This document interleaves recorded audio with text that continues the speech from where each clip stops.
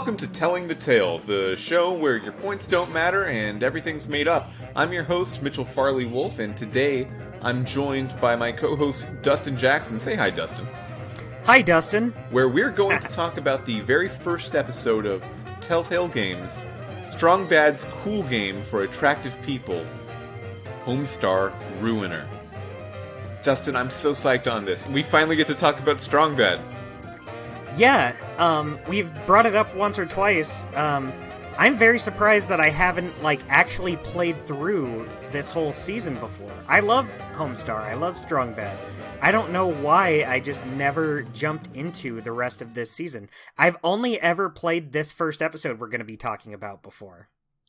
Yeah, so the main reason I wanted to do this podcast in whole is to talk about Telltale Games and what happened to them. And I think we talked about it on that first episode, how NoClip did a documentary, and one of the writers on the Walking Dead series explained how one of the saddest things, obviously the saddest thing to come out of that was all the people losing their jobs, but another very sad thing to come out of Telltale closing down is that the 3 episodes of The Walking Dead that actually released after Telltale shuttered as a company, they barely got any actual reviews, and when they came out, the only news stories about them would be in terms of the company's failure. So it felt like they lost their work as well, and they just don't get to keep talking about the thing. That's why we do this show. It's so sad to think about, because yeah. The Walking Dead was huge for the one season, not just Telltale being huge. It's so crazy to me that The Walking Dead itself starts so huge with season 1, and then by the last season, their big blaze of glory ending this whole series, it's just barely talked about. That is true, and it's sad, but of a very real side reason that we're doing this show is that we get to talk about at least 5 hours of Homestar Runner, which is something I just always kind of want to do. When did you start watching Homestar Runner?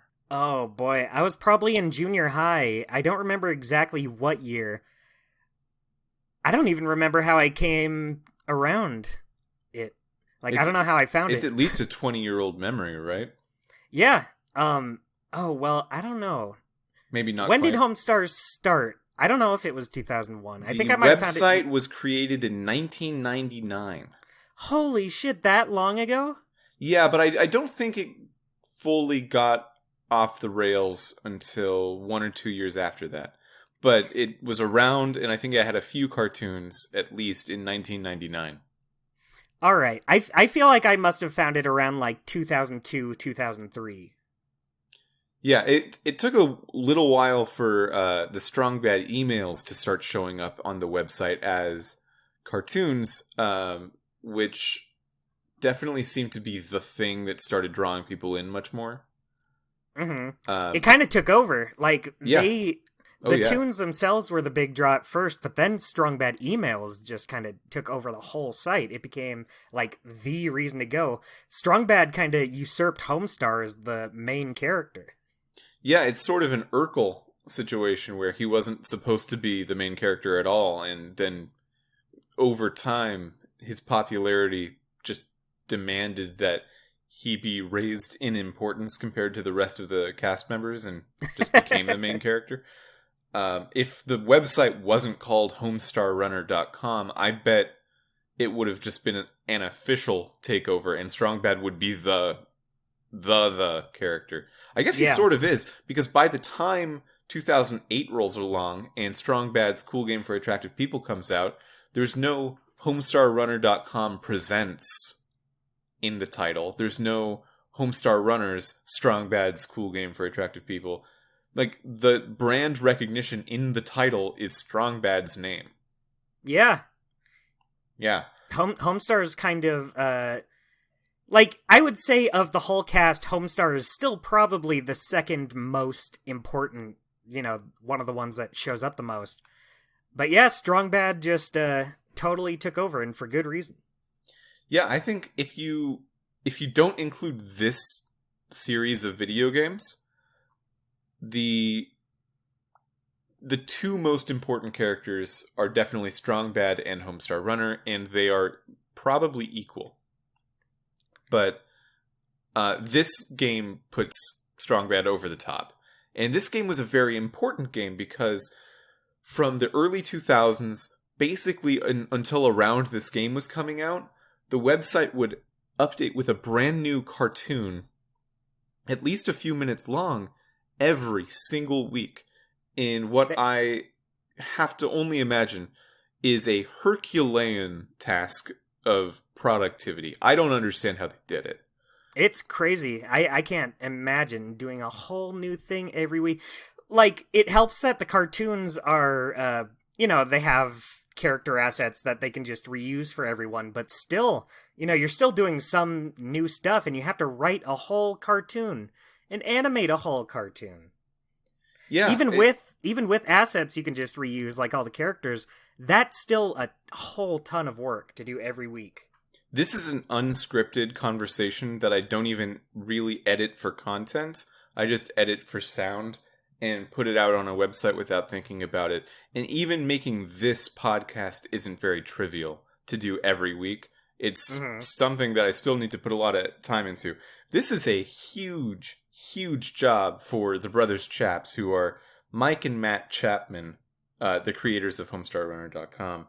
We'll be talking about them probably in the same terms that we talk about Steve Purcell a lot in terms of the original creator, because like Steve Purcell, they were very involved in the creation of this game with Telltale.com.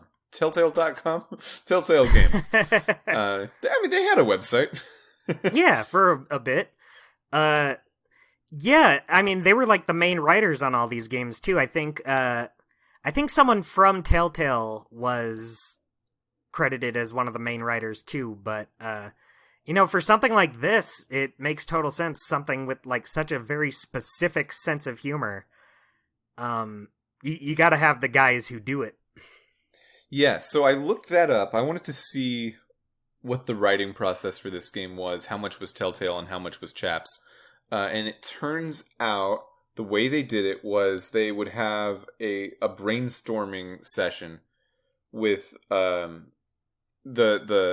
director of the game, or in this case, in this episode's case, I don't know if this changes episode to episode. We'll have to keep an eye out in the credits in future episodes. But this episode was directed by Mark Darren and written by Mike Stemmel and the Brothers Chaps.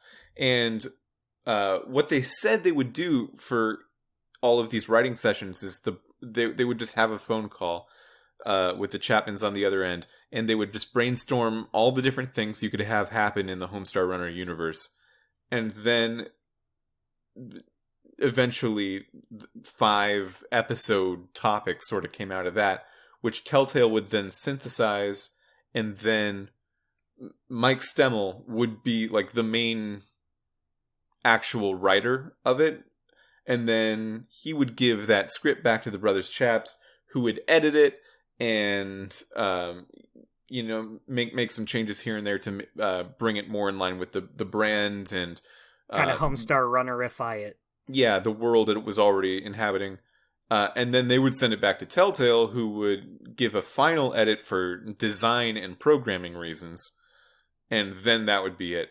And that the Brothers Chaps were at least pretty into all of the scripts because they had to read them. They're the voice actors too.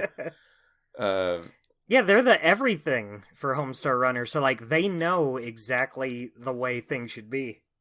Yeah, Jared Emerson Johnson is not anywhere to be found in the credits, although I do think he still did some stuff.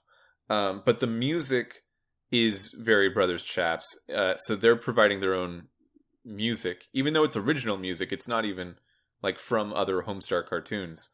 Mm-hmm. This is altogether one of the most faithful video game adaptations I've ever played. Yeah, exactly. It feels exactly like the cartoons. Yeah, I think all the especially the way they do the characters' 3D models, like with the cell shading and stuff, they look just like you can tell they're 3D, especially like things like Homestar's mouth. Uh, Oh yeah, but and especially it's 13-year-old PC graphics, so like you can tell where if they made it again now, there might actually not be a way to tell if it was a cartoon or a game, but yeah, you can definitely tell they're 3D. yeah, but they do look just like you would expect the characters to look in 3D. So before we talk about the game, I think we talked about it, but not really what it is. HomestarRunner.com. It was a Flash website that started in 1999, ran until 2008, pretty much weekly. When this game was coming out was when they stopped updating weekly. So I think of this game as sort of the capstone of the Homestar Runner brand. Yeah, and it's not like they stopped doing Homestar Runner stuff after Strong Bad's Cool Game for Attractive People, but it did come much less frequently. Right, yeah. It's a comedy show, first and foremost, that has this whole cast of characters that are all hard to describe because I want to say, like, Bubs is a, and then fill in the blank. I don't know what Bubs is. Like, he's a something. I don't think they're all just people, but, I mean, they are people. They're not all human. Like, Coach Z is a something. He's in pajamas. Yeah. It's really hard to describe what these things are. I guess in this universe they would just be considered people, but they're all very different looking. Yeah. And it's so weird because they have just like regular humans in this world. You have like Limousine. So yeah, and then some of them feel very like, okay, you're stylistically drawn, but Strong Mad, for example, that's a human. Yeah. And then on the other side of it, you've got the Cheat, who is nothing. Like he's like a pillowcase guy. That's what he is. Yeah. And there's for a very long time a sort of rivalry between these two characters. Homestar, who is portrayed basically as dumb, if not dumber, as Patrick from SpongeBob.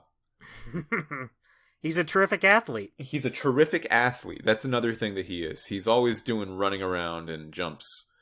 And Strong Bad, who is a guy in a wrestle mask, like a Mexican wrestler mask, who I guess is one of the brother chaps. I think it started this way and then evolved out of it. His voice is a Mexican accent, but it also is not. It also very much isn't a Mexican accent.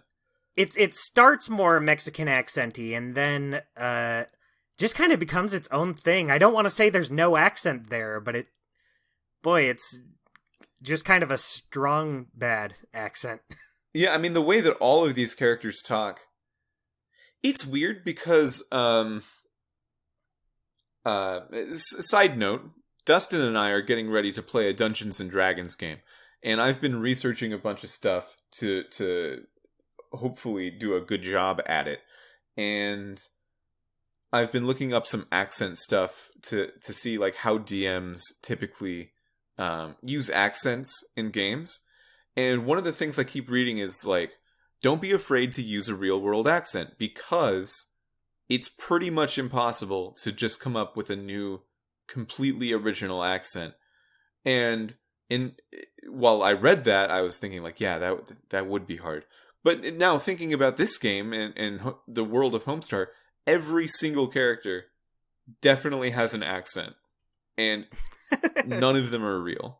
like every character in this world has a full patois from, it sounds like another country and isn't. It's like it's just from nothing.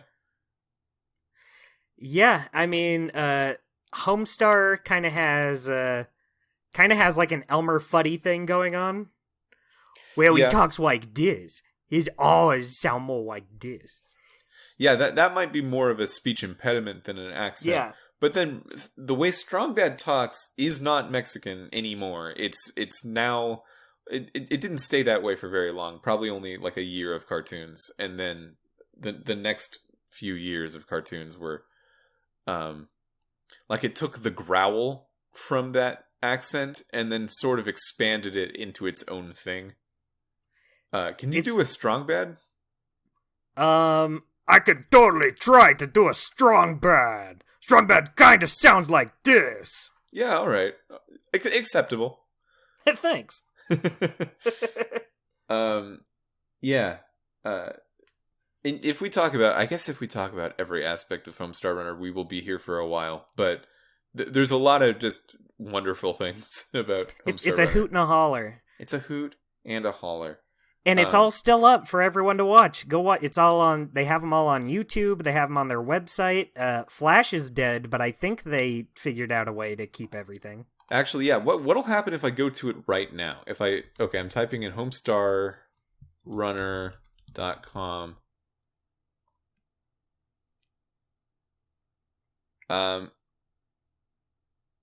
HTTPS. Let's see.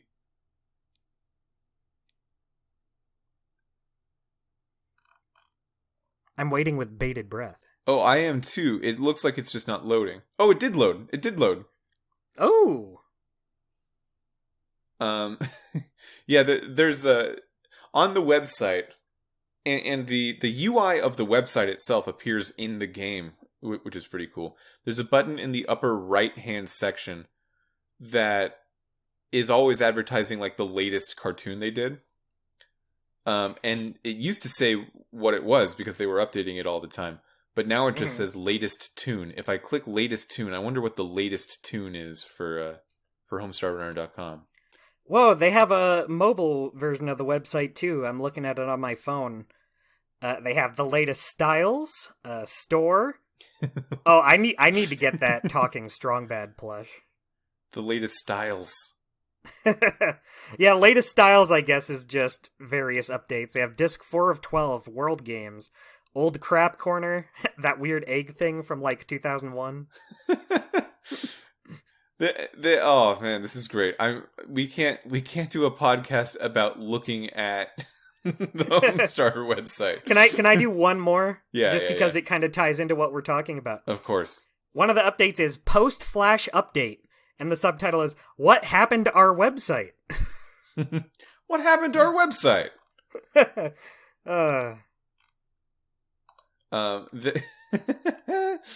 They're selling an album that I had in elementary school called Strong Bad Sings and Other Types. Strong Bad Sings and Other Type Hits. I love that album. Yeah, The thing is, that album came out like really early in the Homestar like world. It was like 2003 or something, and that meant that they had this compilation CD of like only a quarter of all the cartoons that came out, which is an interesting thing to do. We got to talk about this video game. We sure do. Yeah, let's give it a shot. Homestar Ruiner is the first episode of Strong Bad's Cool Game for Attractive People. Came out August 11th, 2008, which is about 4 months after What's New Beelzebub launched. So they're really releasing these at a clip. They're not slowing down. Yeah, there was a small gap. Yeah. Imagine if your current like favorite, most played, most listened to, or whatever video game company was constantly releasing games with only a 4-month gap between them. That would be intense in the year 2021. Yeah. No one can do that in 2021. It's just things have changed so much. Yeah, here's another fun fact about this episode of the game. While the other episodes of the game are E or E10, this one is T. Interesting. I don't know why. Yeah, I looked at the reasons they gave on the ESRB, They said crude humor, mild cartoon violence, and mild suggestive themes. Those don't sound different than the other episodes. Right? Like, it all sounds pretty mild. I can't remember anything in this episode that would qualify it for a T. Yeah, I know that you can submit to the ESRB what you want the rating to be and what you think it is, and they will still like look through it and approve or disapprove. But maybe for that first one they didn't like submit no, this really should be E10. And then they realized that they should for the next ones. I don't know if that's how that would be a way that I could imagine it going. Another note about this game is that it's the first Telltale game not designed primarily for PC. Oh, right, I forgot this was WiiWare. Yeah, this was designed for WiiWare. I never played it on WiiWare, and I feel like I missed out. I played the first episode on WiiWare a long, long time ago. Were there motion controls? You just used the Wii remote to point at the screen, basically. I was reading it was a pre-release FAQ about Strong Bad's Cool Game that Telltale put on their website, and in one part of it they said, we're constantly thinking of innovative ways to use the Wii remote. And I was just thinking, you did? Constantly? Yeah, you have like the one way to do it. Yeah. I would love this game more than probably anything else in the library. I really want Skunk Ape to also acquire and also do a remaster of in the same way that they're doing their Strong Bad remasters. Mm-hmm. It'd be fun for Switch, especially because I just feel like it does belong on a Nintendo console. This is a Nintendo franchise for me for some reason. Yeah, I think the one I want most is still Tales of Monkey Island. I think it can use the visual polish a lot more. But I just want to be able to play all of these on like modern consoles. Yeah, it is. I guess it's hard to choose because once you get into a headspace of, oh, well, they should just focus on Sam and Max or Tales of Monkey Island or Strong Bad or maybe they should like remake the original Wolf Among Us. There's a lot of options for them to pick. I guess it makes sense for now that it's just Sam and Max because it needed it the most and also is probably the most popular altogether. Yeah, I think the thing about both Telltale and Strong Bad is neither of those are on modern console. I think the most modern console you can play them on besides PC is the PlayStation 3. Yeah. Yeah. Like, Sam and Max Seasons 1 and 2 you can play on Xbox One if you want, because they're backwards compatible. Also, they just released the Sam and Max Season 1 remaster on Xbox One, but, you know. But Strong Bad and Monkey Island, they're kind of stuck. Yeah, I think it's fine for most of the other games to just be in PC land forever. Because, you know, PC gaming's valuable in its own way compared to console gaming. But Strong Bad and Tales of Monkey Island were both primarily designed to be Wii games first and then PC games. Which is weird that they're not on consoles anymore. Yeah. Being made for WiiWare isn't always in their best interest, but still. I don't think it was ever in their best interest, and we'll get around to that. But yeah, WiiWare had a thing that every single game that you were selling on WiiWare could be at most 30 megabytes. 40, I think. Was it 40? Oh, okay. Yeah, because Tales of Monkey Island has Club 41, and they called it that because they couldn't model the inside of it because it would go over the 40 megabyte limit. Yeah, I remember it was a big controversy at the time because that's even in the late 2000s that wasn't very much space. And Super Meat Boy was supposed to come out on Wii and was targeting Wii as like its main thing. Mm-hmm. And they just kept... I think Edmund McMillan, one of the guys behind Super Meat Boy, he came out one time and said, yeah, we just kept assuming like, oh, we'll get him to budge. We'll get him to budge because it's all policy. There's no like technical reason it has to be 30 megabytes. And then Nintendo obviously Nintendo'd about it and never did budge while the Wii was still their main console. And they just never released Super Meat Boy on Wii. Even though it was supposed to be like the main thing. That's so crazy to think about, since one console later, the Wii U, they did kind of embrace indie titles a lot more. They kind of, right from the get-go, they had some on there.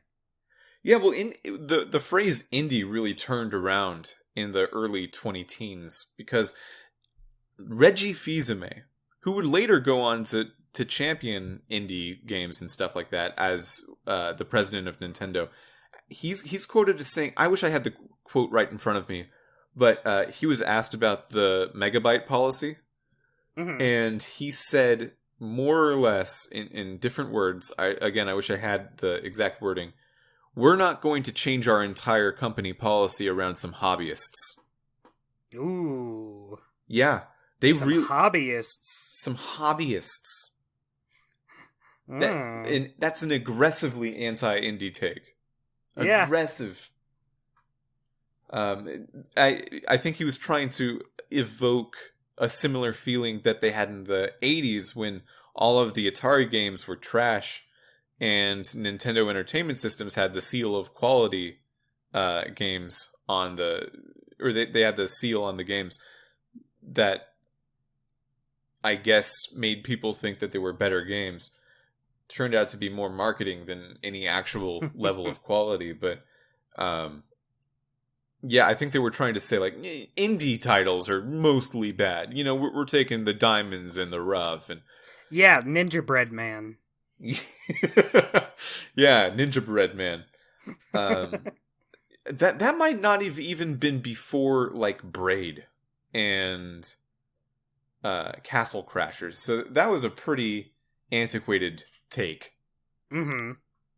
Anyway, this video game is a video game. It stars Strong Bad from Freak Country, USA. That's where he lives.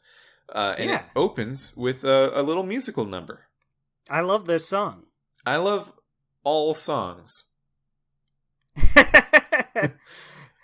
Just all songs in general, or? Yeah, you know, I was thinking about it. I think I like all songs. That's pretty good. That's a pretty open stance to take. Yeah, you know, even if I don't like listening to some of them, I like songs. I like that songs exist, yeah. Yeah. I noticed in our last episode, we didn't talk about it, but What's New Beelzebub notably did not have a musical number.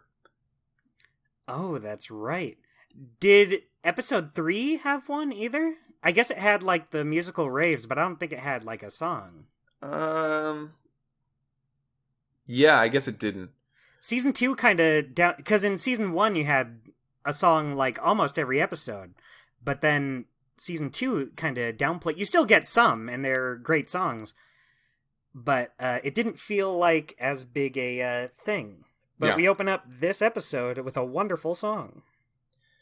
And that song is called Can't Handle My Style, and is Strong Bad talking about how his style's really good, and no one can handle it.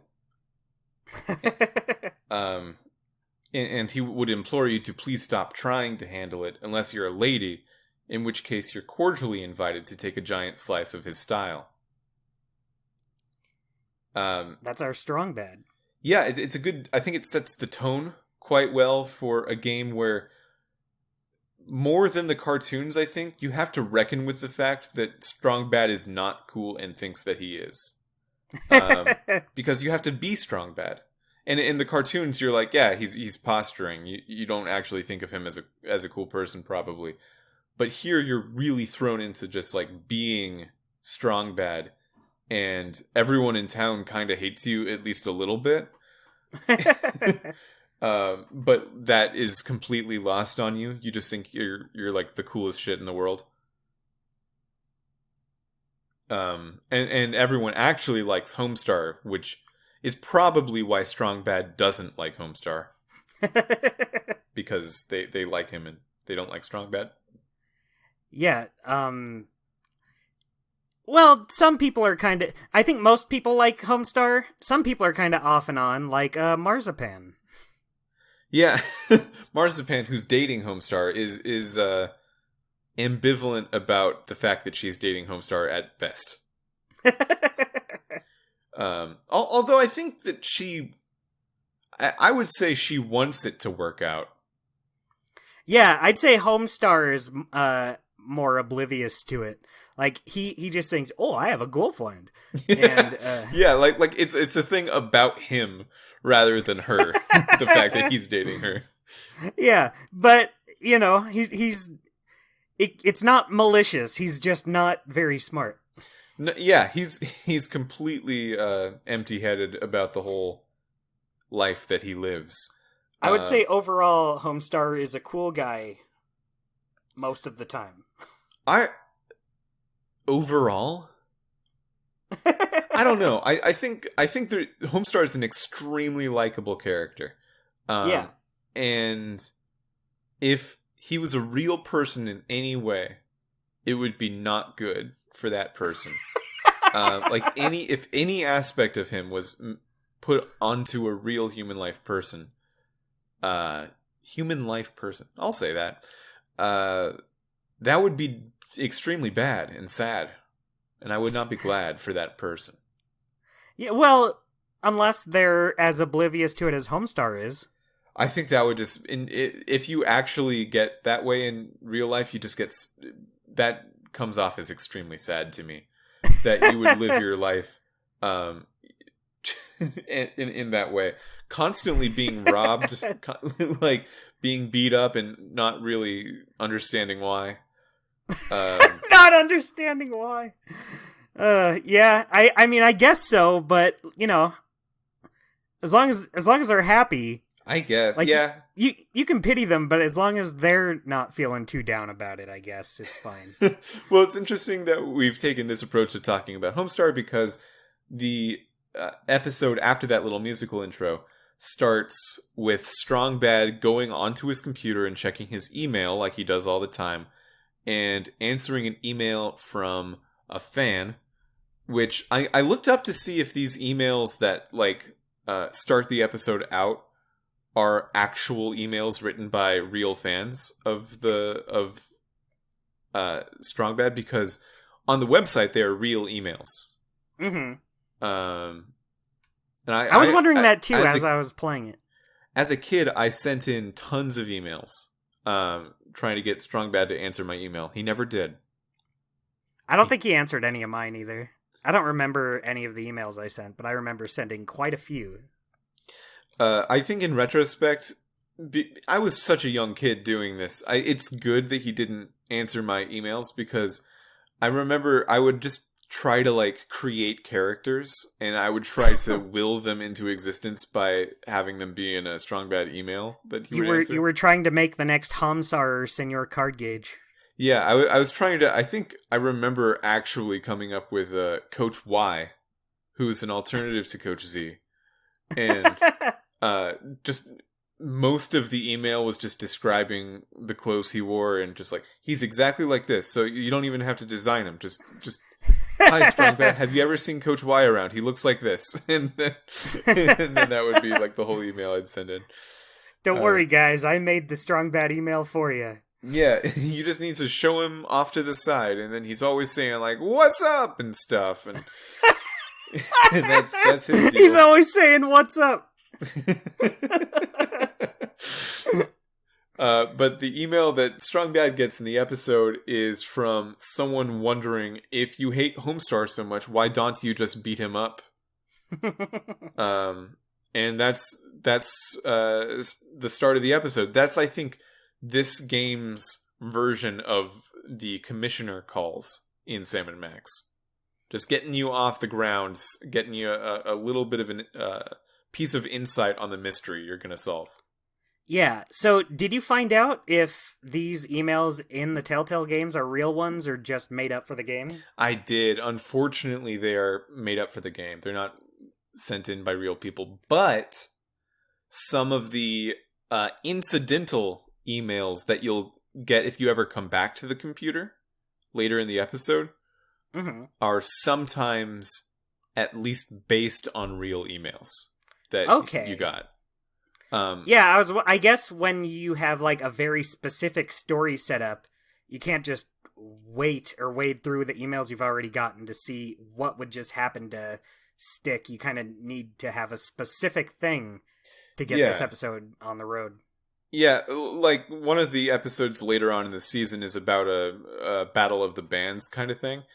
So if no one emailed them asking about a battle of the bands, that would kind of suck. Guess we can't do that story. Yeah. It reminds me of, there's an advice podcast called My Brother, and Me, where the hosts of the podcast, the McElroy brothers, will answer like sent in questions, and that's the format of their show. And they were made into a TV show at one point. Only ran for 6 episodes, but the TV show was also spawned with like one person, a fan of theirs, actually sending in their advice. But the TV show was unscripted, and it actually did have real questions that they didn't vet ahead of time that they sent in for advice. Wow. So the magic of TV. Yeah, the magic. I guess TV does what video game don't, huh?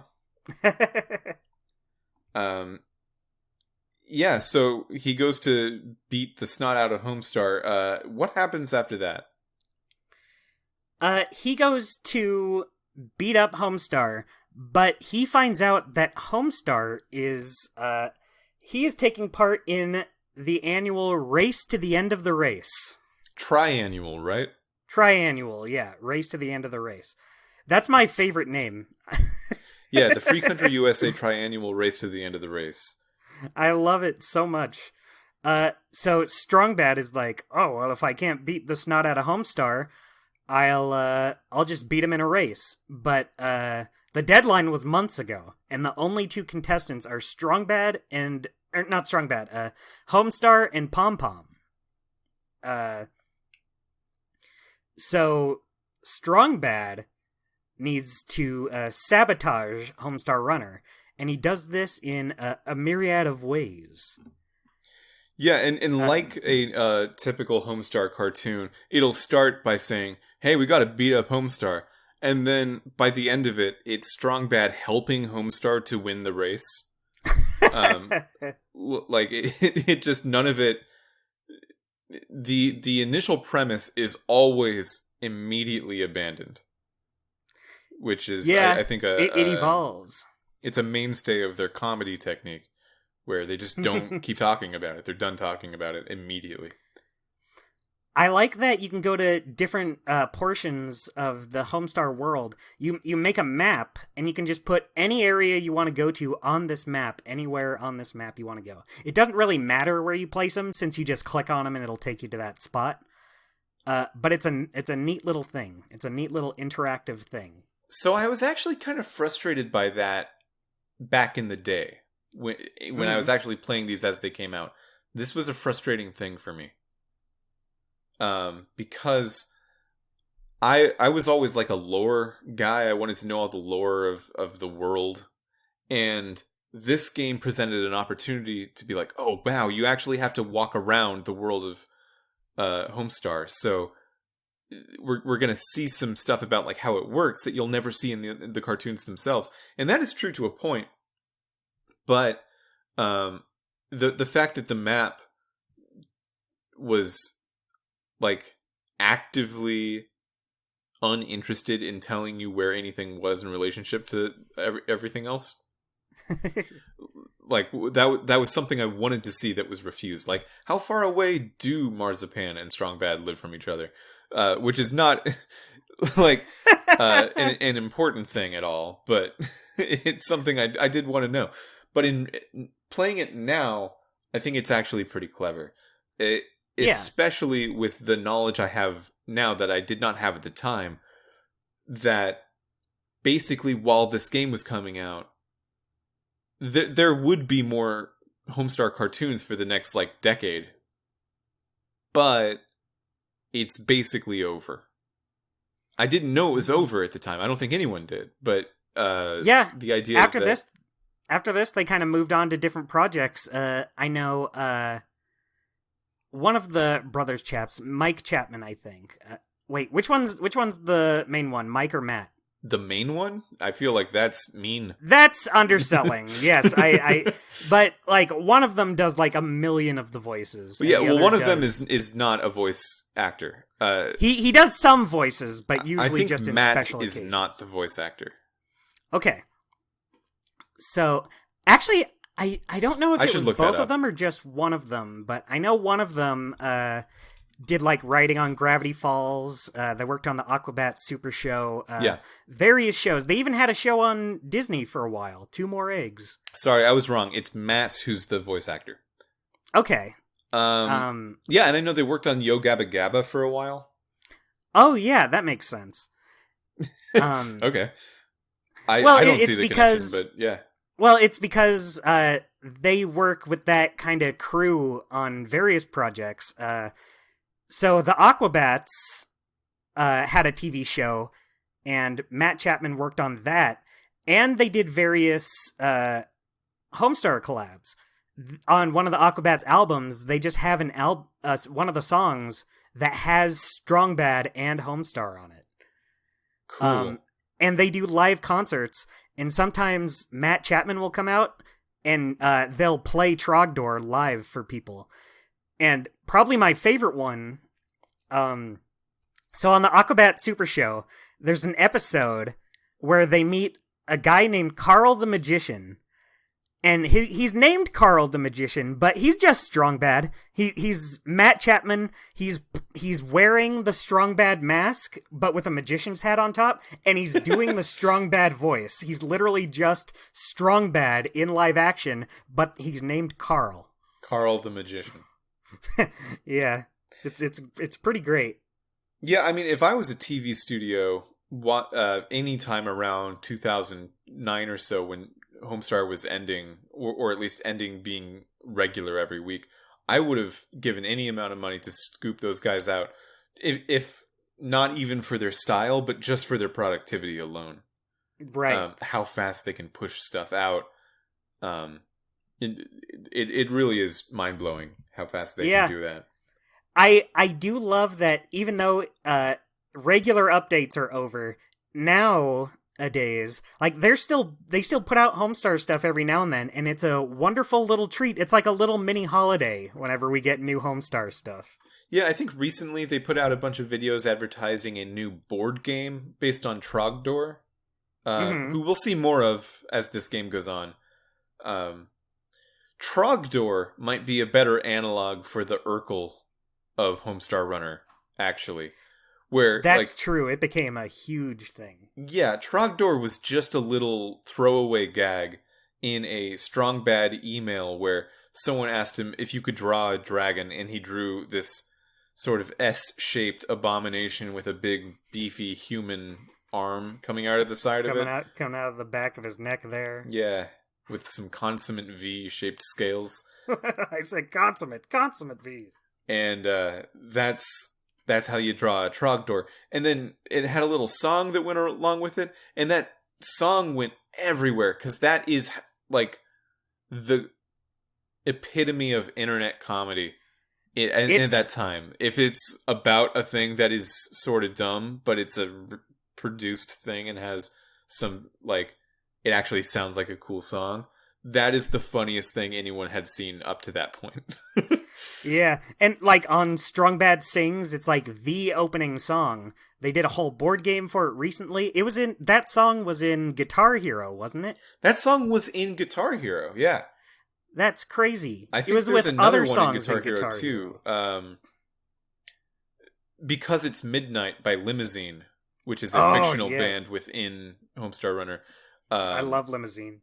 Was also in Guitar Hero. I think that's the better song out of the two of them. Because it's midnight. Heart of a lion and the wings of a bat. It's so good. I love that limousine voice. Yeah, it evokes the hair metal bands of the 80s, like the early 80s, without actually being anything like what they actually ever were. It's fantastic. We'll be seeing more limousine later on. Yeah, I think this game, this is a very different kind of adaptation than Sam & Max, because what Telltale did with Sam & Max was they said, okay, we have Sam, we have Max, we have The Office, we have the DeSoto, maybe Flint Paper, and we've got like the tone in which the world is drawn. Everything else, we're going to make up wholesale as a new thing for them to do. And everything about Strong Bad is much more fan servicey.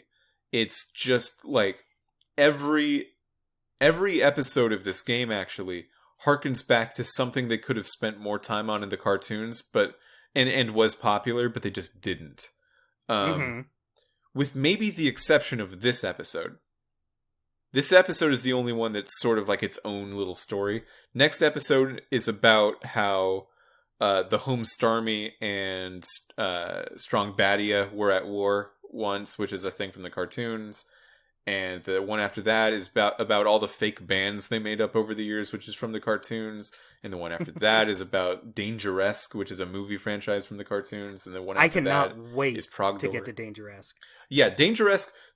Remember earlier on, I was saying Dan Connors listed his favorite episodes. The Dangeresque one is the one that like was near the top of his list. I think it's near the top of my list too. It's going to be hard to beat some of these Sam & Max episodes, because I'll be honest. I think we should talk about that as this episode. Where do you think this lands in comparison to the Sam & Max and Bone episodes we've just been playing? It's hard to say, really, because like honestly, I feel like this episode's a little basic, and this episode is like extremely easy, but I think it's just because I remembered everything you do in this episode. Not once when playing this the other day was I stuck. Not once, huh? Not once. I just remembered like everything. But it's still a lot of fun. But I guess since I just breezed through all the puzzles, I just remembered everything. It's really hard for me to gauge where I would place it. Because I just can't have an opinion on like the gameplay when I just know all the puzzles ahead of time. It is pretty basic puzzle solving for the most part, but I still enjoy it because it's Homestar Runner. I kind of feel that Telltale probably felt about Strong Bad the way that like Benedict Cumberbatch felt about playing Doctor Strange in the Marvel Universe. This is a wild metaphor, but stick with me. Where, like, Sam & Max, also being a comedy and also very silly, was where they were really innovating their adventure game design chops. Like, where they were really trying to push what games can do. And Strong Bad is all like, you could tell everyone in the office was fans of Homestar and they just love doing it. But also this game itself is just a lot of fan service, a lot of just like, hey, here's a joke over here. It's not like we're not trying to like push the boundaries of what games are and what games can be. We're just sort of going for it. Yeah, which is totally fine. If I'm playing a game about the Homestar Runner universe, I guess that's what I want first and foremost. I'm not going into a Homestar game wanting like the most innovative, crazy puzzles out there. Yeah, I think that's another thing where the perceived audience of Homestar was very, very young at the time. I don't know if that's true or not, but I was, so I guess fair. When this game came out, August 11th of 2008, how old was I? I was 13, nearly 14. Wow, that's crazy. Yeah, ages, huh? It's almost like it goes up every year. Almost. And these years keep going faster, and sometime we're all gonna die, Dustin. We're all gonna die. Yeah, we'll then see. it's just gonna be over, and no one's gonna be around, and I won't be remembered. Oh my God, Dustin. Yeah. Anyway. That's just the way it goes, you know? Shit. We can't all be remembered forever like Strong Bad. Something that this game does do that is very different from Sam & Max is just how many optional things are around to do. Yeah, it has lots of collectibles. Lots of collectibles and lots of like scorekeeping in a way that is, lots of little mini achievements. It reminds me a lot more of LucasArts and especially Humongous's way of doing things, where like the game was not put around to be beaten because the game was for children, and sometimes they're just not going to beat a game. So they need to be able to have a good time just inhabiting this world, not making any progress and leaving. And Homestar, Strong Bad's Cool Game for Attractive People totally embodies that old humongous style of doing it by putting there's what is essentially an NES game, but I think is much more in the style of Atari games in Strong Bad's house. And one motif of the Homestar Runner universe is that everyone has really antiquated technology that was never name brand, so it's probably neither Atari nor Nintendo. It's probably like an Intellivision or something that Strong Bad has. Although it did have it had a name. I forget what it was called. ColecoVision? No, the one in Strong Bad's house had a name. Oh, shoot. I know it was by Videlectrix. Yeah, Videlectrix, but I don't remember. He says it in the episode. Yeah, I'll have to look next week. No, I think he just calls it the Fun Machine. It might be the Videlectrix Fun Machine. Yeah. that sounds legitimate. This episode, he plays a game on there called Snake Boxer 5. I think Snake Boxer 5 sucks a little bit. It does, but it's meant to. It comes across as a game that's very simple and not good, but Strong Bad thinks it's like the best game ever made. So one of the things that you need to do to upgrade a title that you have in your inventory that just basically says how far you've come along in the game is do well enough at all of these little mini games that you find along the way to score a certain number of points. And the highest level of awesomeness that you can get in the episode is called Trogdor Polo Chucker. I don't know what that means. You throw polo t-shirts with Trogdor on them. You throw them, I guess. That's pretty good. I wasn't keeping track of it the whole way, but when I did check, the one I had was PvP Archer. Cool. That's a cooler thing than Trogdor Polo Chucker. Well, I don't know. I mean, I understand that one at least. That's true. What was your high score on Snake Boxer? I don't remember. Bullshit. I know you remember. I know. I don't think I did it this playthrough. You never played it? Here's old Dustin's thing. When we were in the middle of playing Sam & Max Season 2 long ago, my roommate, who you might know, I do. He was playing through Strong Bad's Cool Game for Attractive People. Yeah, he kept messaging me and saying, like, how do you get a high score on this? I'm like, don't. Why would you? Why? It doesn't matter. You don't need it. But I tried to keep spoilers to a minimum since I was going to be playing it soon anyway. But I did watch him play Snake Boxer 5. And so I watched him, after he got the cheat codes for it, I watched him just kind of go through it and beat it. And so because I watched that, I didn't feel the need to do it this time. Okay, fair enough. I tried to max out my title, and that's the only reason played Snake Boxer as much as I did. I got 17. That's not bad. It felt on the 17th one something just became impossible. I would wager you can't go higher than 20 for some reason. I feel like the speed at which... Okay, so for the listeners out there, you're a boxer. Think Little Mac or something. And you're fighting a snake in a boxing ring. And the snake just travels up and down randomly along the left side of the screen. And you can go up and down on the right side of the screen and throw out punches. And if you put yourself out there like to punch, you can get bit by the snake.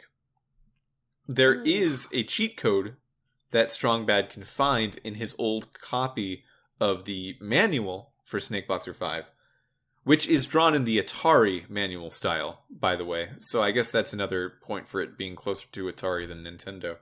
Mm-hmm. But the Videlectrix poster on the walls, definitely NES. Anyway, if you press up, up, down, up, and then start on the start screen, you enter Cobra Secret Mode, which I think that's just like the coolest name for any kind of secret. Dude, Cobra Secret Mode. you play Snake Boxer 5? Yeah, it's cool. Did you play it with Cobra Secret Mode? What? What? Cobra Secret Mode? Yeah, Cobra Secret Mode. I could totally imagine someone being braggadocious about entering Cobra Secret Mode on the playground in elementary school. I don't know which I prefer, Cobra Secret Mode or braggadocious. That's your big word of the week, folks. I try to drop in one per ep. Is that a real word? Yeah. Oh, I just thought you were being a silly. I thought you were just saying, taking bragging and calling it braggadocious. No, if you are braggadocious, you are, like, that's the state of being someone who is, like, pompous and bragging about the stuff that you're doing. Okay. Like it a little less now, but still cool. Sorry, I mean, it's just sometimes it's a word. I don't know what to tell you. No, it's fine. I just thought you made it up. I'll make up the next one. Another mini game that so Snake Boxer 5 sucks, but I like that it's there a lot because it's such a fun little nostalgic thing. I could totally imagine it being a real Atari game back in the day. Yeah, like if you had to like buy this for like $4.99 off Xbox Live, it would not be a good purchase. But because it's just a shitty little game that's meant to be shitty that you get for free alongside Strong Bad, it's neat. Yeah, I think there's a joke to it where it's a game that sucks and is like clearly very bad. Like the combat of punching these snakes feels awful, and the fact that you can just spend most of the time blocking and then like come out for a split second and punch means that even though it's hard, it's trivially easy. Yeah. So that sucks. But there's just something to it where it's like, oh, this is something Strong Bad loves. Mm-hmm. Like, Strong Bad loves playing these old games, these old antiquated for the time games that make him feel like he's cool. And I think that does a lot of narrative work in a way that's interesting. It's not fun. It's just cool that you see Strong Bad liking it. Yeah. I don't know if I feel like that's un-Telltale or not. To do something actively unfun to make a point like that. Yeah, I don't know, but it really suits if they were ever to do it, I guess this is the time to do it. This is the spot where it would really fit. If I remember correctly, a lot of the games later on in the season vary with how fun they are. Some of them are more legitimately interesting to play games, and some of them are not. What I like less than that is the Teen Girl Squad minigames. Wow. You like it less, huh? I do. Do you like them? I didn't do it. I should have done it. I didn't watch my roommate play that. I should have done it. The reason I didn't was because I locked myself out of getting that maximum ranking. Yeah, that's another thing you can do that we didn't talk about. Yeah, that kind of sucks. For most of them, so one of the trophies you can get is just being a nuisance around the world. Yeah. And you do that by doing different things. And most of them you can do it like any time, but there's like one or two that you can only do at a specific point, and you have to know to do it. And that kind of sucks, but it's when you're giving the candy to Marzipan, and you have to make her think Homestar did it, but the king of town will come and eat it if you don't dig a hole for him to fall into. One of the rankings is you have to talk to the king of town while he's down in the hole, and if he gets out of the hole, you can't get him to go down again. That's just the way it is. Yeah, when you finish the episode, you enter something called extended play, which is basically the problems of the world and all the events have been solved or ended, and you can just go around and talk to people and see what they're doing now. Usually they only have like one line of dialogue. It's not anything wild, but it allows you to continue. If you have more collectibles to find, more things to do, you can do it. But the fact that there's some trophies that have things like get a specific line of dialogue here or there that you could easily miss, and it needs to happen during the regular gameplay, makes that extended play feel so much more poorly designed. Because, what's the point of it if I can't go around and finish the thing? Yeah, you should be able to get any of them in that extended play. But no, I tried to go back, and there's just no way to get it, so... yeah. At the end of the day, it's not a big deal, since it's all just bonus crap anyway. Like, it doesn't matter. Like, if you get all of this, it's not like you get anything for it, I don't think. Well, something that people didn't know at the time was if it would matter. I remember being on the forums talking to other people, and we'd just come off of Sam & Max Season 2, and we saw the decals on the DeSoto transfer episode to episode. That's true. And if you didn't get them, you wouldn't have them in the future, in a different episode. So there was an assumption going on that how much you level up your awesomeness meter would carry over episode to episode, so you can only max it out if you've actually done everything in all 5 episodes. That was the assumption, and it was not correct. Every awesomeness meter is independent. They do not impact anything episode to episode. Yeah. But I feel like some stuff you get ties into bigger things, like you can get more Teen Girl Squad cards for the game, and you can get, like we brought up earlier, the Snakeboxer 5 manual has the cheat code for the game. They're not like big things you get, but it's still something you get for doing those. Right. But, you know, like the obscure Coach Z trophies, those don't really mean much.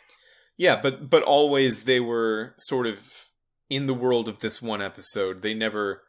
Like, you won't have trophies on the wall next episode if you got all the trophies. Yeah.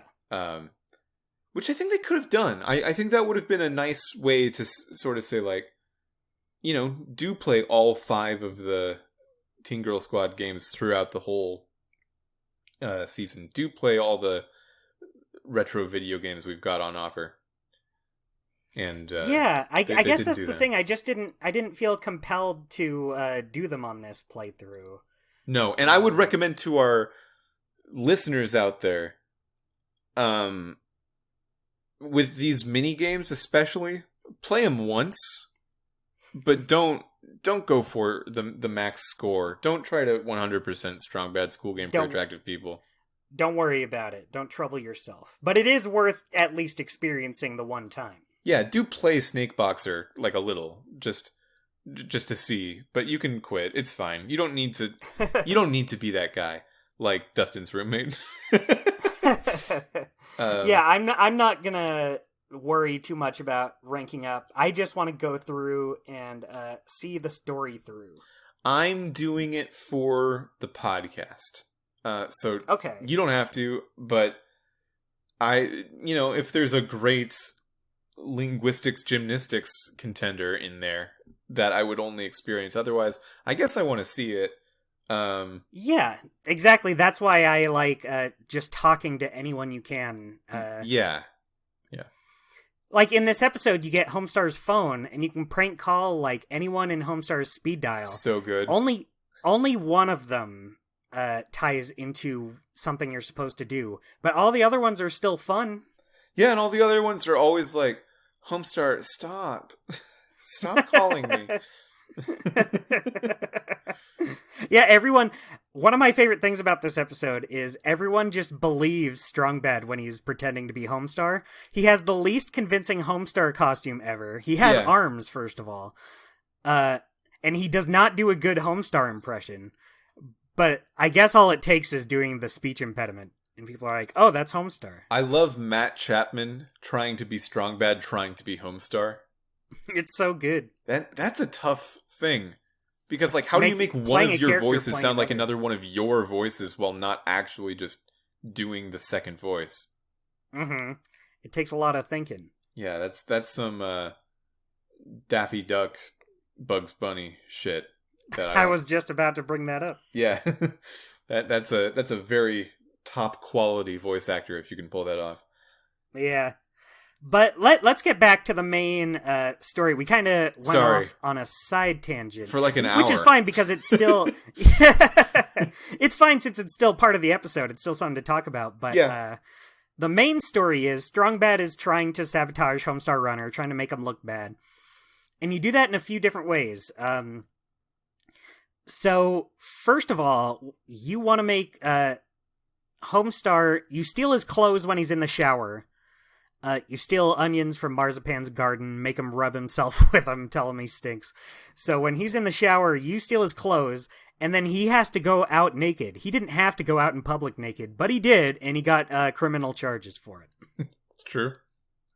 The only person to be arrested in a Telltale game after 11 episodes of being a cop. That's true. Sam and Max never arrest anyone. They say they're trying to, but they never actually do it. Yeah, they're not putting their all into it. Yeah, the first one is Homestar Runner himself. But other ways you try to sabotage him is you have to make him try to lose the race to the end of the race. And to do that, you disguise yourself as Homestar. So you use the clothes you stole when he was in the shower. And so Marzipan's throwing a garden party / Homestar victory party, but mostly a garden party. She has a float of Homestar there. And you use her trimming shears to chop off the head and wear it as a mask. And this Homestar costume is not convinced. You can tell it's Strong Bad. You can see his eyes through the mouth. But everyone just thinks he's Homestar. So you enter the race to... And Strong Bad's not prepared for this. He's gonna do an awful job in this race. But that's the point. He's trying to make it look like Homestar has failed this race. Right. And so, you do. Yeah. So, Homestar has criminal charges from the King of Town. He lost the race to the end of the race. He's humiliated and defeated. And his girlfriend hates him. She thinks he destroyed the parade float. So, everyone hates Homestar now. Yeah, so he's having a real bad time. He's just, like, moping around Strong Bad's house, immediately setting into all of the extreme bachelor tendencies of, like, only eating cereal, gluing yourself to the couch, Just, everything you could make up about how a very depressed college student lives, Homestar's doing at Strongbad's house. It's interesting that Homestar doesn't go to his own house. Right. He goes to Strongbad's house. Yeah. I was thinking earlier to myself, I was wondering, have we ever seen Homestar's house? But we have once, that I remember. Yeah, and I don't know if we have more than my cow lamp scene. Yeah, thanks for breaking my cow lamp. That's one of my favorites. Oh. Yeah, I love that. Yeah, so maybe that's a room in Marzipan's house, though. I don't know. I think they do live together. That would make sense. Yeah, because we only ever see Homestar at Marzipan's house, or in this case, Strongbad's house. Yeah. Things are. I guess another time would. I guess another time would be around the time of Strongbad's 100th. No, was it 100th or 200th email where Homestar starts doing Homestar emails? Ooh, yeah, it's one of those. Yeah, that might have been at Homestar's house, but that also could have been in Homestar's room at Marzipan's house. Pre-mails. Yeah, as they say in the show. So good. So you need to solve each of those three things, and that's very classic adventure game. Three things went wrong. Now you got to solve them independently. And pretty good episode structure. And then once you do that, there's a party thrown at your house. Why did they throw the party at Strongbad's house? I don't know. I guess Homestar was just already there. Figured might as well throw the party there. Yeah, maybe the cheat did it. Oh, no, wasn't it because Marzipan's house was destroyed or something? Oh, that's like the true. Garden was destroyed, so they threw it at his house. Yeah. Yeah, Marzipan's garden was not in a state to be shown. So they show it at Strongbad's house. And then you save the day by ending the party by making a conga line, slip on a banana peel, and then fly out the window and leave his house. What a final puzzle. This is the showdown between Brady culture of this episode. This is the climax. Yeah. Just getting a conga line out of your house is the thing. Which, I kind of don't understand why Strongbad does not want to party at his house. Yeah, he was upset that he wasn't invited to Marzipan's party. I guess it's just because he didn't say they could. He was like, why is everyone here? Everyone get out of here. I didn't invite you to this house. Yeah, but... it's someone else throwing a party in his house. He's fine with it if it's in someone else's house they can trash. I think on a to tear the narrative down too far level, Strongbad he only ever postures at being cool. So when there's an actual opportunity to seem very cool in your own house, you did all that stuff, you did just save the day, and you could take credit for that if you wanted to. But in the position where that finally actually shows up in real life for Strongbad to take advantage of, he suddenly becomes very introverted. And the reality of his situation, which is that he spends most of his time at home checking emails and playing video games, has not prepared him for actual socialization in a party setting to become the cool guy that he always pretends that he is. He's afraid of his own success. Yeah, there's a party in your house. If you fuck up, you can't go home.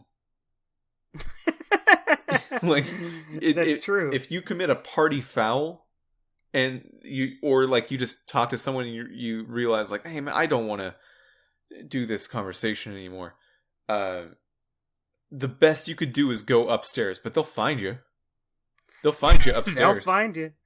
Yeah, and Strongbad is he is definitely one for party fouls. That's the whole reason he wasn't invited to Marzipan's garden party. He jumped off the roof into a cake. Yeah, which I can only imagine was an act of self-sabotage. He was like, well, there's no way she's going to like me. I'll just get it over with and jump into a cake from the roof. Strong Bad is a deeply sad character to me that I really enjoy thinking about. Yeah. Yeah. Do you think Strong Bad is unhappy, or do you think he actually believes he's that cool? So I think this is the big difference between Homestar and Strong Bad, because Homestar is actually happy. He is not cool, and his life sucks. But Homestar still like actually enjoys it, because he takes anything that happens to him on the chin. If you break his cow lamp, he says thank you for breaking my cow lamp, and moves on with his life. With Strong Bad, I think he knows what should be happening. Should in quotes, because I don't know if it actually should be happening. To cool people, and it's not happening to him. He's imagining. He talks a lot in the cartoons about hot tubs full of babes, in quotes, like as a concept that he could just manifest for himself, and he knows he doesn't do that. So, like, I think he knows he's not cool. It's very apparent to himself, but he keeps up the attitude. He's like a prisoner of his own artifice. Right. He's a very deep character. Yeah, he's fun.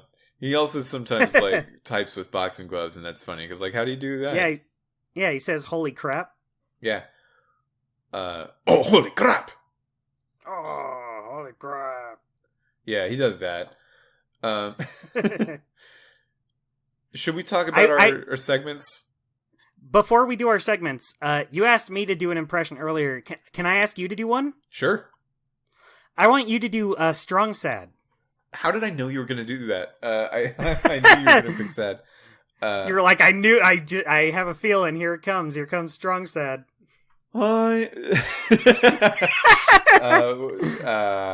Crap.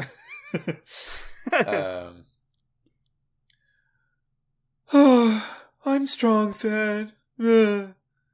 No, that's bad. That's like Homestar doing Strong Sad. There is an episode where he does Strong Sad. He said, "Oh, some animal died." I'm sad that I'm flying. I think my voice is just too low to do it. I can't get there. I get you. When I think Strong Sad, I think what comes to mind first is actually from Trogdor. When Strong Bad burns up his picture, he says, "I'll improve on your methods." And Strong Sad says, "That's not an improvement." That's a really very good Strong Sad. Oh, thank you, Mitch. Wow, this is weird. Dustin, you're a great voice actor. Oh, stop. Dustin, you're great. You're a great voice actor. Oh, thank you. I should talk more often. Teach me how to do Strong Sad. So all it takes is so think about how Strong Sad sounds and then do that. Cool. That's not an improvement. Yeah. We'll get there. Next episode, I'll practice. Remind me. Takes a little working. Yeah, remind me to do it next episode, and I'll be better. Okay. So here are our segments. Linguistic Gymnastics, where we take our favorite lines of the episode. Dustin, I brought this up with you before we started recording. My notes suck for this episode. I was just in a bad headspace when I was taking notes for this episode. I don't really have very many. I have one. That's okay. You know what I think is kind of the problem with this? Is it's Homestar Runner. Almost every line is funny. So it's hard for me to pick certain ones that are funnier than the others, because they're just like all the same amount of funny. I've known these characters for so long that I don't really think of it as writing. I just think of these characters as existing. And just saying the way things like the way they would say them. Mm-hmm. So, yeah, I've got two of them, actually. I lied, I have two. Okay. The first line of the Teen Girl Squad comic is Cheerleader saying, "Okay, gals and gal-related girls," And I like gals and gal-related girls a lot. And gal-related girls. That's so good. Yeah, I think gal-related girls and saying gals and gal-related girls is definitely not what they were thinking of at the time when they said it. I think it was just a funny thing to say it. But in a culture that is now much more aware of non-binary people and trans identities and things like that, what does gals and gal-related girls mean? Does it? That's a good question. I have a hypothesis. Tell me if you think I'm off base. Okay. But I think gals only refers to someone with any kind of feminine identity at all, not necessarily someone who is a person that identifies as a woman. And then gal-related girls are all women, whether or not they have feminine identities, or like speak to their own femininity very much. Okay. And that is actually a very interesting way to address a primarily feminine group without actually saying women and non-binary peoples who are feminine in some ways and not others who just happen to be here, because that can be exclusionary when you have to sort of get into the point where you say like, and you're not like the rest of us, but you're here. So that is it's actually a pretty friendly thing. Yeah, it's also, the way you said it is also, gal-related girls is also a lot shorter than the way you just said it. Yeah. Well, gal-related girls, it's also inverse, because normally you would say, good evening, men and women, like, ladies and gentlemen, and non-binary folk. And then you would tag it on the end, and it always feels like an afterthought, because it's tagged on the end of a pre-existing phrase. Right. But in this case, the non-binary part actually goes first, because I think gals is not girls, because they're making the differential here between gals and gal-related girls. That's true. So the sort of traditional gender identity is the second thing, and the non-traditional actually goes first. Yeah, I think it's just a great phrase. It is a great phrase. I might appropriate it. No, probably not. I think there's reasons it's bad I don't understand yet. Probably. My other line is at a certain point in the episode, you kick the King of Town into a hole. Not kick, he just falls into a hole. And later on in the extended play, if you look at that hole, you hear the King of Town talk to a mole person after seemingly getting married to that mole person, saying, "Please understand, my sweet, on the surface world, it's customary to sign a dietary prenup." Talking about how, I don't know what that means exactly. The King of Town likes to eat a lot of dumb food, so maybe he's nervous that in marriage he won't be able to do that as much, so he needs to sign a dietary prenup. It's definitely something to think about. And that's the lore of the King of Town. King of Town lore is strong with this episode. Those are my 2 lines. What do you got? So I have a few. Like I said, it doesn't really help us out on this show, but it is a good thing when like almost all of your lines are funny lines. Yeah. So I have 2 favorites just from, a lot of my favorite lines are from the beginning of the game, and I think I don't have as many from the later half of the game just because I became so used to that humor. But there's plenty of lines in the episode that are funny. Some of them when you're just exploring Strongbad's house.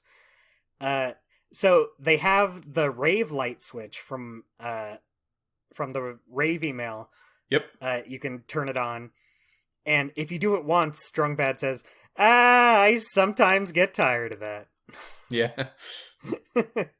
And there's another one when you go downstairs, and they have pictures hanging up on the wall, and one of them has a poem on it, and Strongbad reads it. He says, The loneliest goat sees the last sunset last. That's a horse.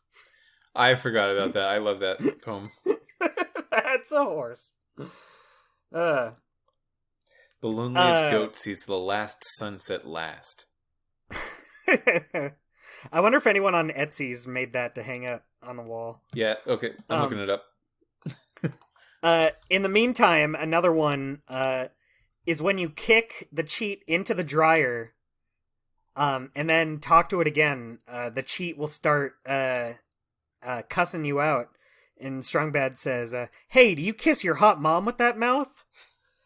and the cheat having a hot mom has been a thing in Homestar before. So every Halloween, they do a thing where they show off fan costumes. And for 1 year, someone sent in a photo where they had like a woman was dressed as the cheat, and Strongbad says, the cheat's hot mom, always in and out of prison. Yeah. But this one isn't a line, but I still thought it was funny. Homestar calls Marzipan Puddin' Sack. Like they have little cute pet names for each other, and one of Homestar's for her is Puddin' Sack. I love this line. I love that I'm not ashamed to admit that I will come up with way worse nicknames for the people I date. I don't doubt that I've probably used the phrase puddin' sack. So I totally vibe with this as I don't know what exactly it means, but it's very funny. It's like a sack full of pudding. Oh, now I get it. So you want to know some stuff I just found out about the loneliest goat? Yes. So it did not originate in this game. So that's something. It might have just been in the Homestar cartoons earlier, but I found a Google Answers, which was probably a competition with Yahoo Answers, posted on October 10th of 2003. Wow. And the question is, it's in the subject idioms or sayings. The body of the question is, what does the phrase "the loneliest goat sees the last sunset last" mean? And answered on the next day, October 11th, 2003, by Read to Live, Georgia, says, "Hello, it's an interesting question, a nice phrase. I like it." And then goes on and talks for like a long while, never mentioning Homestar at all. Wow. Just talking about things that could mean. One guy says, from the context written by someone who appears often to be a loner at school and outside, this reads as a line of self-comfort. You may be alone, but there are compensations. You get to see things other people don't. Like the last sunset. Last. That's interesting considering what all we've been talking about Strongbad's character. he keeps on going to say that Michael, written on the New York Teens page, which is a website about New York teens, Michael notes his favorite phrase as "the loneliest goat always sees the last sunset." It might not be from Homestar. Yeah, it might just be a funny phrase that they liked. It's probably there was a Homestar, horse. Though. The loneliest goat sees the last sunset last. That's a good yearbook quote. I'm sure if you wrote that down in or if someone said that for the yearbook, everyone reading it would be like, okay. This guy thinks he's a lonely goat. He does have weird eyes. Any more lines? Yes, I have a few. One is when Homestar is psyching himself up for the race to the end of the race. He says, fight or flight, champ. No turning back. You made the sandwich, now step in it. That's good. That's a good line. All right, I have a couple more. I don't feel bad having a lot since you only had the couple. One is Strong Bad being a real asshole to Bubs. Usually with these characters, you can choose to say something really mean to them or something kind of more passive-aggressively nice. Never, like, full-on nice, but you can insult Bubs' weight. You can either insult him or be kind of nice about it, in which he tells you the green stripe is one of those fat jiggle belts. He's not even, like, one of the fattest people in the cartoon. Yeah, there's Strong Sad just right there. Yeah, Strong Sad, Pom Pom. Yeah, Pom Pom's huge, but I guess he's light. Strong Mad can't be all muscle. Yeah, but you can be real mean to Bubs and insult his weight, and he says, "Hey man, I got a glandular problem," and Strong Bad says, "More like a gravy boat problem."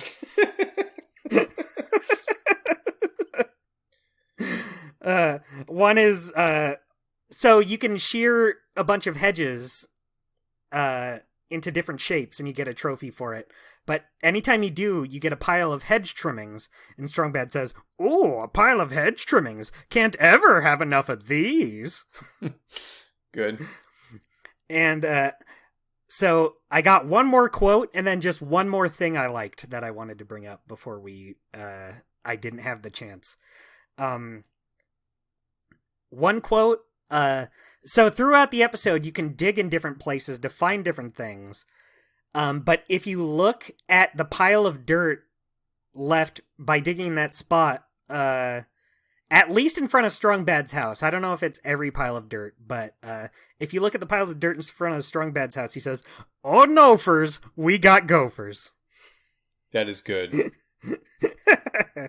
And then the last thing is not a line, but at one point in the episode, you have to sneak through the King of Town's castle, and the Poopsmith is there. He's kind of acting as security. You can't get caught by the Poopsmith. But the piles of poop that he shovels, if you hover your mouse above it, what it is labeled as is "What's it?" Yeah, well, they call it "What's it?" actively a lot. Yeah, it's just a funny word for poop. Yeah, it is. It is a funny word for poop. Yeah. And then this episode, I forgot to mention it earlier. This episode has a teaser at the end of it, like Sam and Max season 2 kind of started doing. Yeah, but like more specifically about the actual episode rather than just a cliffhanger. Yeah, exactly. It's hinting at what is to come next month. I love that shit. It gets me every time when you do that with video games. I'm so susceptible to marketing. Mm-hmm. I really am. It's so good. Gets you hyped for what's coming up next. Yeah, I've played it already. It came out 13 years ago. I'm still hyped. It's it's good. It's a good. It's like, oh, strategy. What's gonna happen? Because it puts me back in that mindset where we had to wait a month between these episodes as they were coming out. Waiting a month between anything is not habit building. So you really do need to try to force yourself to stay excited about a thing if it's happening over the period of 5 months of your life. You will go in and out of fads in that time. But yeah, that's all I got. Those are all my lines. Cool. But there's so many funny lines in this episode. There are a lot of funny lines. I remember everything Coach Z gets me like every time. Coach Z just has such a funny voice. I forget the exact quote, but when Strong Bad is pretending to be Coach Z over the phone to get Marzipan to come over, and he just says, "We're abort distort the roarse to the end of the roarse any moment." Yeah, that's great. That's like Matt Chapman making fun of other people not understanding the subtleties in their writing. Where, like, apparently he just says everything with an R in it rather than just certain vowel sounds. Yeah, that is exactly how Strong Bad would think to do a Coach Z impression. Yeah. There was a Saturday Night Live episode where Christopher Walken was hosting, and he started doing his opening monologue, and he started talking, and then after a bit he said, "Now, what I just said is what every one of you guys says I sound like." And then he started talking normally, but like I did not hear a difference. It sounded the exact same. He can catch the little subtleties in his performance. Yeah, he knows. He knows how he knows better than we do. He knows how he doesn't sound like this.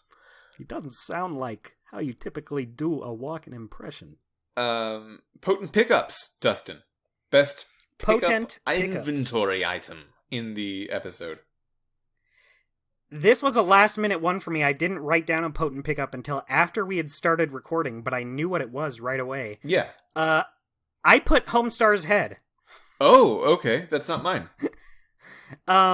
You only use it for the one puzzle, but it's just such a fun thing that you chop off the head of this float and wear it. I thought for sure we would have the same one.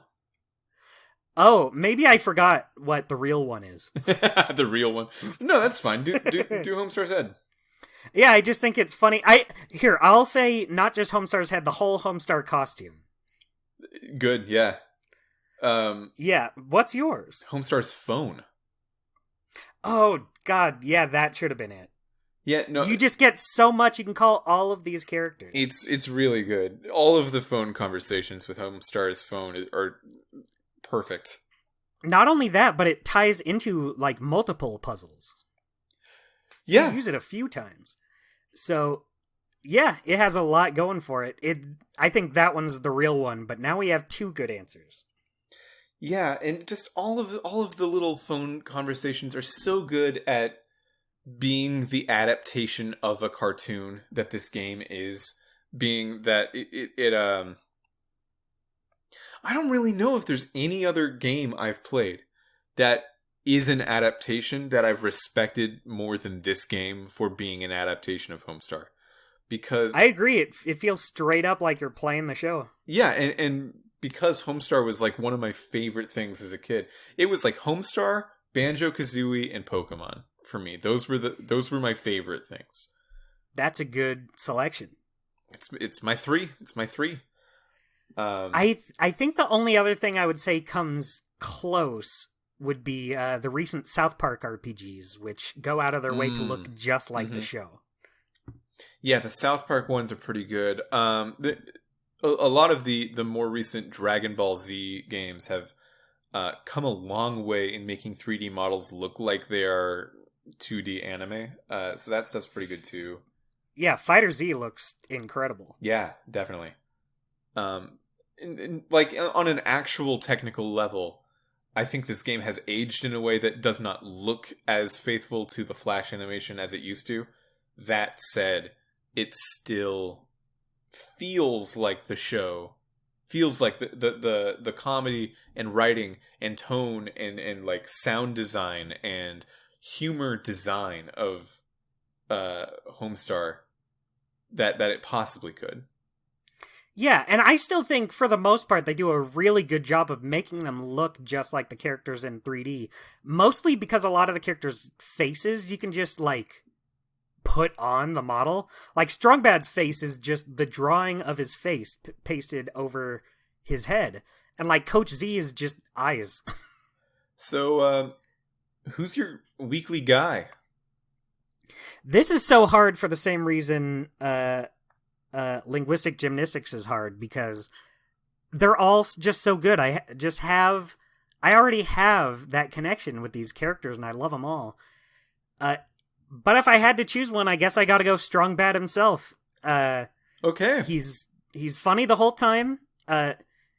He just steals the show in the show all the time. And yeah, he gets a lot of really good lines. He's the one who does the prank calls. He's the one who puts all of the funny jokes into action. So for this episode, I'm going to say strong bad. For this episode, I was stuck between two of them. Neither are strong bad. Mm-hmm. I'll just say the one I'm not picking is Homestar. Homestar's your second place? My second place, yeah. Really, I almost said Homestar. Really close. Homestar's got some great lines. I love sad, depressed, hanging around Strong Bad's house, Homestar. Yeah. Just spitting teddygrams everywhere. Perfect characterization of Homestar. He's done very well. Now I'm really interested who your pick is going to be. My pick is Coach Z. Okay, good. That's a good pick. This is a good Coach Z episode. I think it's probably the heaviest Coach Z episode out of all of them. I don't think he's very heavily featured in the next 4 episodes, to my knowledge, to my memory. Although, the next episodes 3, 4, and 5, I don't have a lot of specific plot memories of it. I know episodes 1 and 2 quite well. But interesting. Yeah. So we'll have to get around to jogging my memory once we get to Baddest of the Bands. But Coach Z's just so funny with the way the rules for the Free Country USA triannual race to the end of the race, how it works and how his camera thing works, how he used to be the world champ, but now he can't hack it anymore. So good stuff. My weekly guy is Strong Mad. Okay. The unweekly guy. Strong Mad, I feel, is poorly represented as the King of Town's lackey. Yeah, he's never the King of Town's lackey. They just needed someone who can throw you out of his castle. And to be fair, in the cartoon, pretty much every cast member, much like a Looney Tunes thing or a Paper Mario thing, cast members can just be other people and just do other things. They can just fill whatever role suits that character. Yeah, but this feels a little too off for me. Okay. Strong Mad likes Strong Bad. Strong Mad should be on his side and is not in this episode. And I think out of all the characters in the episode, it's the only one little thing that feels like an incorrect characterization, and for that, he is my weekly guy. Although it's still not bad, it's still fine, and there's a lot of comedy in there as well. Yeah. I don't think I have a weekly guy, but I guess I'll say Strong Mad as well for that exact same reason, because I agree with you. Okay. That's our show. Anything else to say about this episode? About this episode, not really. Let me look through my notes real fast. I might have something or other on here. I think that I really like Marzipan's performance. I don't remember the name of the actress who plays Marzipan. Missy Palmer. Missy Palmer, that's it. Missy Palmer Chapman. I think she hyphenated. Oh, okay. Maybe. Let me make sure. I don't want to say that and then be wrong about that.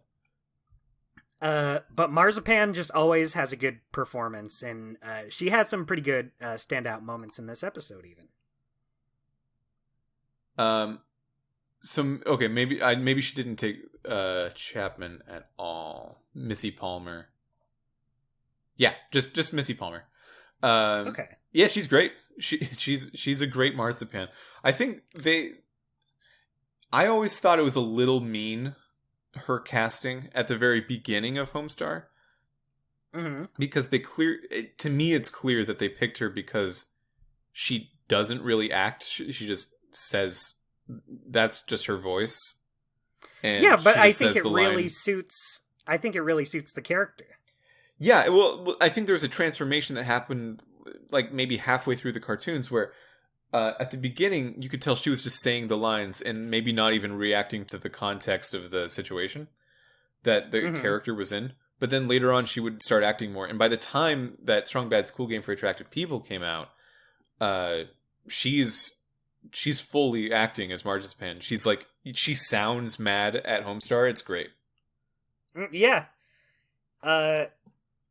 She has a song on Strong Bad Sings that's really good. Yeah, she's Mike Chapman's wife. So that's how they got her. That's how they signed her contracts. And Mike Chapman rarely ever does voices on Homestar, but when he does, it's so funny. So who is he? He doesn't play any like main characters, but what he does do are the voices in the Powered by the Cheat cartoons. Oh, okay, cool. So like he does like off Strong Bad, where he's like, "Dear Strong Bad, can you run a mile?" Cool. And it's so funny every time. So that's Mike Chapman. Good to know. Yeah. Yeah, I think this episode feels... I'm of two minds about it, because on the one hand, I think it is worse than, like, most of the Sam and Max episodes, but at the same time, I'm feeling way more energized to talk about it than most of the Sam and Max episodes. And maybe that's just unfair fan service, like that's what fan service does. It elevates a thing that's not as good. But I think another thing to consider is that Sam and Max is supposed to be an epic. It, like, from the storytelling perspective, it's a big bombastic solving a mystery, fighting crime. There's actual fights that happen, and there's humor in it. Where Homestar is a comedy on purpose, and part of the comedy is how Napoleon Dynamite-esque the world around them in this town is, where people just like don't do much, and it's all social and no political or action or anything. So to say that it feels less impactful is like, yeah, but it's trying to be that. So I don't know if that's a failure of the narrative. That's just, it's trying to be less impactful. Would you consider Homestar Runner a slice of life series? Oh, yeah. Yeah, I think that's something to keep in mind. It's not meant to be like this huge epic thing. But that being said, I do think, even without playing the episodes, even just having a knowledge of what's coming, this episode feels like a very basic, this is what Homestar Runner is, this is what this world is kind of episode. It feels like kind of more of an average every day than we're going to see from here on out in this series, where it's more like specific events happening. Yeah, and that's clearly on purpose. Mm-hmm. It's meant to be an intro to the world of Homestar. Maybe if you were just a Sam and Max fan and you were picking up the game, because I think they didn't know how it was going to do at all. Like, there's no reason to assume that they had any idea of, like, okay, so this is a web cartoon that's always just been on its own website and it's always been free. How much are people going to pay for a video game? No concept. I have no concept of how much people are going to pay for a video game of this thing. Yeah, I don't even know how well it did. I mean, I guess they never made a second season for it, but you know, people still to this day talk about it as like one of Telltale's standout games. Yeah. I think one problem with Telltale that I've been thinking about for a while, that I do think contributed to some of their economic hardships at the end, was that they never established a fan base for themselves. They only established fan bases for each property. Like if you were gonna play Strong Bad's Cool Game for Attractive People, that is probably because you like Homestar. Who knows if you'll stay with Telltale, you know? Yeah, exactly. Like, I guess we did, as we're having this podcast, having this conversation right now. Yeah, but at the same time, I do feel like it's because they just happened to land a lot of properties that I was interested in. Like, I love Monkey Island, so I played Tales of Monkey Island. I loved Sam and Max. I loved Strong Bad. But, like, I think the only one I played that was not connected to a series I already liked was The Walking Dead. And that was just because I had friends saying it was so good. Like, I didn't play Game of Thrones. I had zero interest in playing the Game of Thrones game. Yeah. I didn't play a lot of the later ones. I'd like to, now. Like, I didn't play the Batman ones. I am kind of a Batman fan, but not like a massive Batman fan. So I didn't play those right away. I didn't play Wolf Among Us, even though I heard that was also good. Now I'll get a chance to play all of them. But like, I didn't play CSI. Well, yeah, no one played CSI though. That's fine. Yeah, but like I'm even a pretty big fan, I would say, of the two James Gunn Guardians of the Galaxy movies. I never played the Guardians of the Galaxy Telltale game. Same. I don't know. I just didn't get around to it. Like, even of the things I'm a fan of, if it's not like a very weirdly cool thing for it to get a game, I don't know if I'm going to be on board just because it's Telltale, or at least at the time, like it wouldn't preempt other things. Versus like if I don't know, I think about Splatoon and how it was just very popular right off the gate, and I think it's because it was a Nintendo thing, even though it has no connections to other Nintendo series. That's a developer pedigree that people understand and respect. And Telltale could have had that if they had... I think maybe if they focused more on making Sam and Max beyond Season 3, and if they tried to push like their vision of Sam and Max as a uniquely Telltale thing rather than an adaptation, which I think would be fair to say. Like, Sam and Max, I associate more with Telltale than Steve Purcell at this point in my life.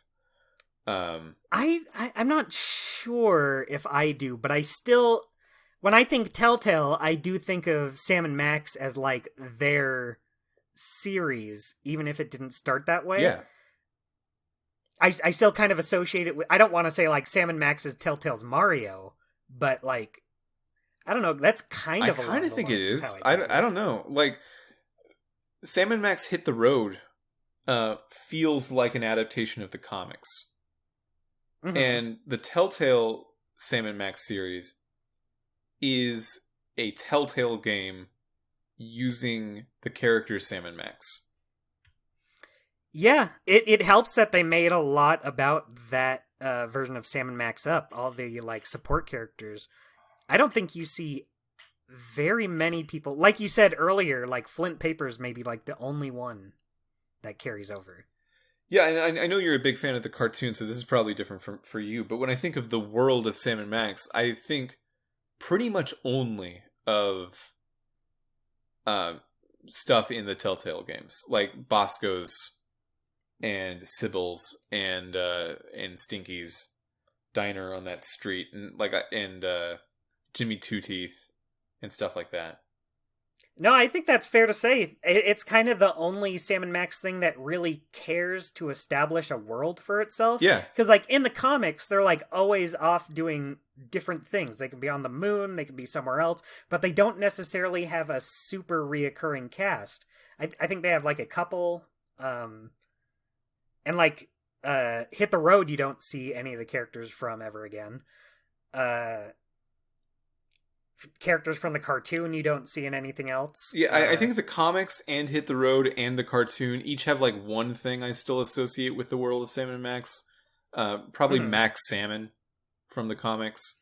Yeah, and Max Salmon is a character that comes into the show, but like only once. But he doesn't show up in Telltale. The only thing I can think of is he has a small cameo in Poker Night 2, where he's on one of the cards. They really should have done Max Salmon in Telltale. That would have been great. Yeah, Sam and Max don't really have a rogues gallery. Well, they do in Telltale though. I'm like yeah. Well, that's what I'm saying. They don't have a rogues gallery that you can pull from like other things, or they don't have a rogue gallery that they did pull. Sure. Anyway, and the cartoon has the nerd, which I think is the geek. The geek. Well, you know what? Never mind. It doesn't, because I said the name wrong. I remember the geek, but like I don't think the geek is like a very popular character. I think she's fine. She kind of acts as like the straight man to Sam and Max, and she doesn't show up all that often anyway. So yeah. All that is to say, I like that this is a slice of life adventure game. You don't have those. That doesn't make sense to do. So yeah. That's cool. But they do it here since that's just what Homestar is. Yeah. That's our episode. I don't know how to say if this is as good. I think what I can say is the fact that the game ranks you on a scale of completionism is 100% bad. And some of its puzzles are weaker than Sam & Max. So as a game, and I hate to do the as a game thing because I'm a firm believer in narrative being very much part of game design. But in that way that people describe as a game for adventure game innovations and stuff, I think it's probably below Sam & Max. But it's a great thing, especially if you like Homestar. Check it out. If you don't like Homestar, I would be very curious as to how you'd feel about this game. Yeah. I think you'd think it's funny. I guess that's the thing, like, are they going in with no relation to Homestar, or are they going in actively not liking it? Because I feel like if you've seen Homestar Runner before and it wasn't your cup of tea, then you're not going to like this. I think that's another difference between this and Sam & Max, where this is for Homestar fans. Sam & Max is for people who have never heard of Sam & Max. Yeah. Yeah. Well, Dustin, where can people find you? People can find me on the internet at What is that a pun? Is that a reference to something? No, they can find me on the internet on Twitter at Amazing DJ Dustin, and they can also find me on Instagram at that exact same name. Mitchell, where can they find you? They can find me on Twitter at the WolfeFM. That's at symbol TtT015. And until next time, we'll see you later. Goodbye!